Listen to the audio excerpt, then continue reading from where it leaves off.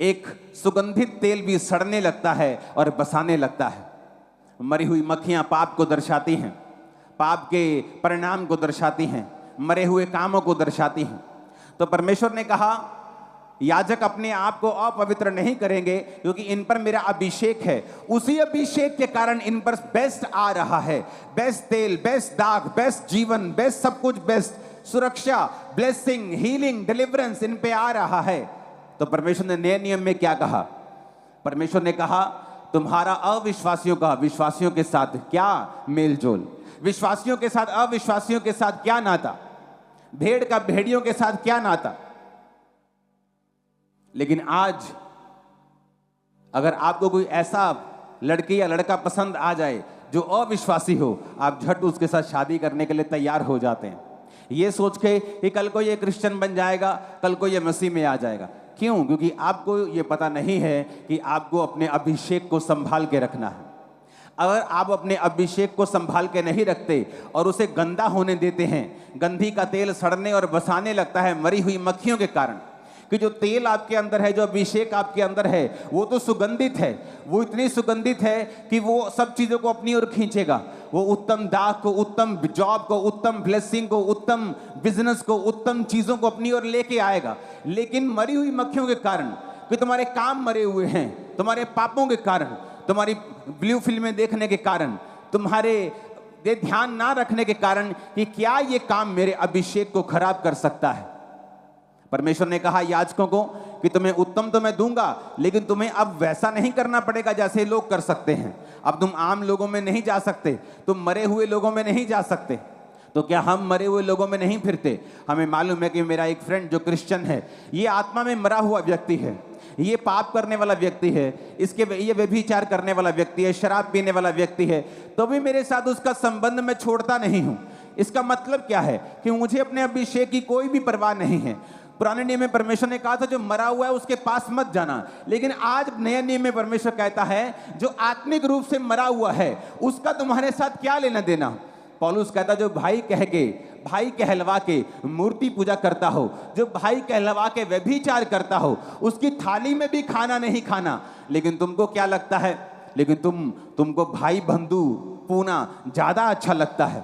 जो व्यक्ति व्यभिचार में गिर गया, पाप कर गया, तुम्हें लगता है कि नहीं वो छोटी मोटी बात है। तुम उसके साथ अपना संबंध पूरी तरह से कायम रखते हो, अपनी दोस्ती कायम रखते हो, क्योंकि वो तुम्हारी फ्रेंड रही है, तुम्हारी दोस्त रही है। तो परमेश्वर ने कहा तुम परमेश्वर के वचन को पूरा नहीं कर रहे हो, तुम उसके वचन के प्रति सीरियस नहीं हो। पुराने नियम में तुम उस मुर्दे के प्रति नहीं जा सकते, मुर्दे के पास नहीं जा सकते। नया नियम में क्या कर सकते हो?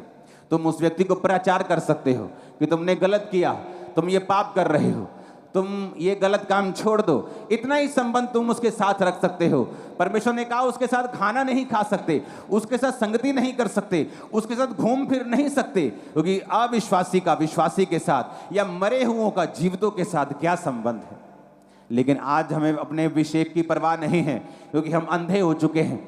हमें ये मालूम नहीं कि यही वो अभिषेक है जिसके कारण परमेश्वर अपनी बरकतें देता है।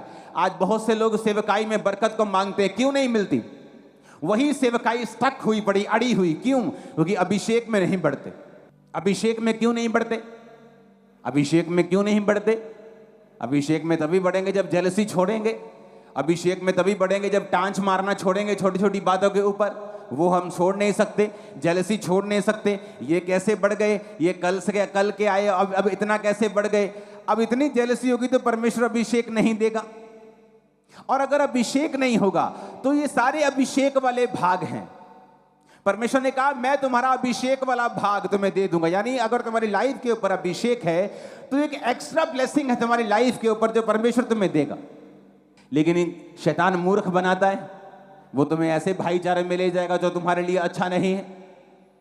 परमेश्वर ने कहा अब तुम परमेश्वर से ऊपर होना चाहते हो, ये तुम्हारी मर्जी है, क्योंकि उसका वचन कहता है कि अगर कोई भाई कहलाकर, क्रिश्चियन कहलाकर मूर्ति पूजा करता हो, शराब पीता हो, अगर कोई भाई कहलाकर गंदे काम करता हो, भाई कहलाकर व्यभिचार करता हो, जादू टोना करता हो, तो तुम्हारा उसके साथ कोई संबंध नहीं है। तुम उसके साथ खाना भी नहीं खा सकते, क्योंकि हमें अपने अभिषेक की परवाह आज नहीं है।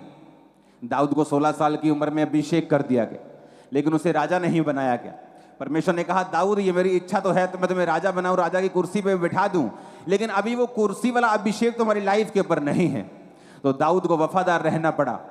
पहला अभिषेक आप पर आता जब आप तौबा करते हैं, दूसरा अभिषेक आप पर आता है जिस तरह दाऊद के ऊपर आया और वो अकेले यहूदा के गोत्र का राजा बना।